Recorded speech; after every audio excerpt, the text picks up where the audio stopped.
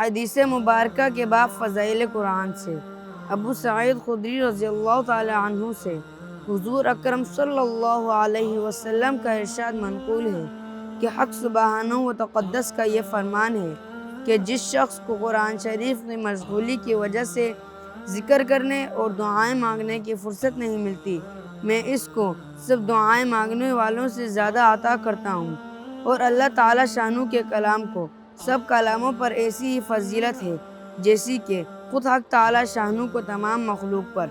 فائدہ، یعنی جس شخص کو قرآن پاک کے یاد کرنے یا جاننے اور سمجھنے میں اس درجے مشغولی ہے کہ کسی دوسری دعا وغیرہ کے مانگنے کا وقت نہیں ملتا، میں دعا مانگنے والوں کے مانگنے سے بھی افضل چیز اس کو عطا کروں گا۔ دنیا کا مشاہدہ ہے کہ جب کوئی شخص شیرنی وغیرہ تقسیم کر رہا ہو اور کوئی مٹھائی لینے والا اس کے ہی کام میں مشغول ہو اور اس کی وجہ سے نہ آ سکتا ہو تو یقیناً اس کا حصہ پہلے ہی نکال لیا جاتا ہے۔